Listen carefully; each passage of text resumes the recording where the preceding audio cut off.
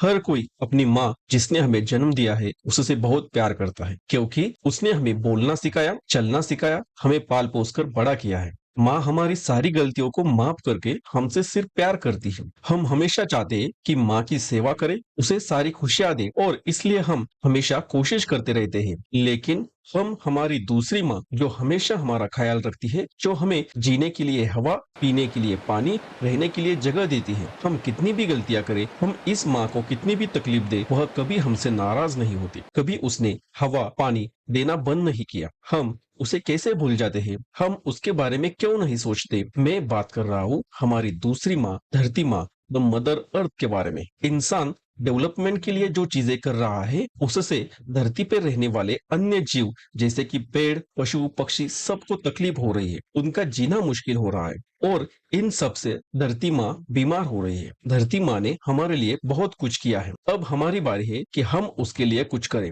और उसे हमारी वजह से जो तकलीफ हो रही है उसे कम करने की कोशिश करें। पूरी दुनिया में से बिलियंस ऑफ पीपल एक साथ 22 अप्रैल को इंटरनेशनल अर्थ डे को सेलिब्रेट करते हैं। तो चलिए, इस मौके पर यह अर्थ डे क्या होता है, इसे कैसे सेलिब्रेट करते हैं, इसमें हम कैसे पार्टिसिपेट कर सकते हैं, इन सब के बारे में आज के इस वीडियो में हम बात करेंगे द क्वेश्चन आंसर चैनल पर। अपने बिजी शेड्यूल में से ज्यादा टाइम निकाले बिना हम छोटी छोटी चीजें करके कैसे हमारी धरती माँ की हेल्प कर सकते हैं, इसे हम इस वीडियो के अंत में देखेंगे। इसलिए वीडियो को आखिर तक जरूर देखना, और इस अर्थ डे पर कुछ ना कुछ रेजोल्यूशन जरूर लेना। 1970 में यूएस सेनेटर और एनवायरमेंटलिस्ट गिलार्ड नेल्सन और हार्वर्ड यूनिवर्सिटी के ग्रेजुएट स्टूडेंट डेनिस हेस द्वारा earthday.org, जिसे पहले अर्थ डे नेटवर्क कहा जाता था, उसकी शुरुआत की। 22 अप्रैल 1970 को पहली बार यूनाइटेड स्टेट्स में अर्थ डे को आयोजित किया गया था। उसमें मिलियंस ऑफ अमेरिकन पीपल शामिल हुए थे। इस ओवरवेलमिंग पब्लिक रिस्पांस की वजह से यूएस कांग्रेस पर पोल्यूशन के अगेंस्ट कुछ ठोस एक्शन लेने के लिए दबाव बढ़ता गया। उसके रिस्पांस में उन्होंने क्लीन एयर एक्ट और क्लीन वाटर एक्ट जैसे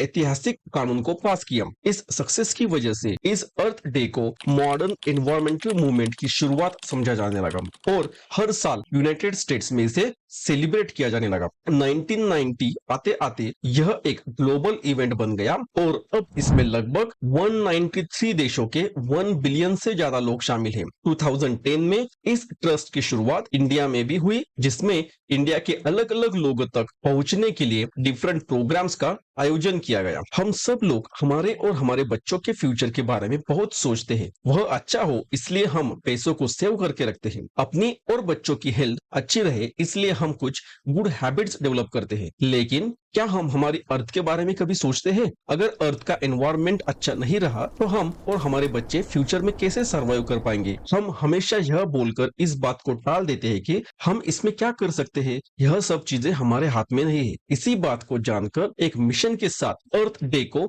सेलिब्रेट करना स्टार्ट किया गया था, जिसके अनुसार जाति, जेंडर, इनकम या ज्योग्राफी की परवाह किए बिना सभी लोगों को एक हेल्दी सस्टेनेबल एनवायरनमेंट मिलना उनका नैतिक अधिकार है। और इस मिशन को सक्सेसफुल बनाने के लिए education for preservation of ecosystems, public policy और campaigns for environmental awareness, global unity, inspiration for action, youth engagement जैसी एक्टिविटीज का उपयोग किया जाता है। पिछले कुछ अर्थ डे इवेंट्स पर climate change, clean energy, protecting species और बेनिफिट्स ऑफ ट्री प्लांटिंग जैसे कई एनवायरमेंटल इश्यूज को शामिल किया गया था, और उसके लिए मिलियंस ऑफ ट्रीज को लगाया गया। सस्टेनेबल एग्रीकल्चरल प्रैक्टिसेस के लिए फार्मर्स को गाइड किया गया, और क्लाइमेट लिटरेसी प्रोजेक्ट्स को शुरू किया गया। 2024 के अर्थ डे के लिए इस बार थीम है प्लैनेट वर्सेस प्लास्टिक, जिसका मेन एम है कि ह्यूमन और प्लैनेटरी हेल्थ पर प्लास्टिक पोल्यूशन से होने वाले नुकसान के बारे में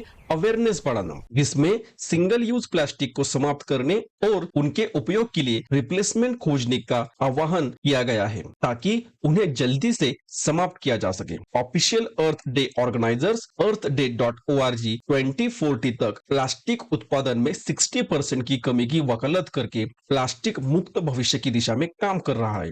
वे व्यक्तियों, व्यवसायों और सरकारों को ठोस कार्रवाई करने के लिए प्रोत्साहित करते हैं, जैसे कि सिंगल यूज प्लास्टिक प्लास्टिक को एलिमिनेट करना, लैंडफिल में जाने वाले कचरे की मात्रा को कम करने के लिए सुनिश्चित करें कि एक्सेप्टेबल प्लास्टिक को रिसाइकल किया जाए और फूड स्क्रैप्स को कंपोस्ट बनाया जाए। Reusable shopping bag, food containers, coffee mug और वाटर बॉटल्स में इन्वेस्ट करना, पॉलिसी चेंज को बढ़ावा देना, इसमें आप भी शामिल हो सकते हो और एक प्लैनेट हीरो बन सकते हो। इसके लिए आपको बस कुछ चीजें याद रखनी है और उन्हें जितना हो सके उतना फॉलो करना है। जैसे कि अपने लाइफ टाइम में एक रीयूजेबल बैग 600 प्लास्टिक बैग के उपयोग को रोक सकता है। सोडा की एक कैन को रिसाइकल करने से एक टीवी को 3 घंटे तक चलाने के लिए इनफ एनर्जी की बचत हो सकती है। उपयोग में न होने पर कंप्यूटर बंद करने से एनर्जी कंज्यूमशन 85% कम हो जाती है। गाड़ी चलाने के बजाय अगर हम चले तो उस प्रत्येक मील के लिए लगभग 1 पाउंड प्रदूषण हवा से कम कर सकते हैं।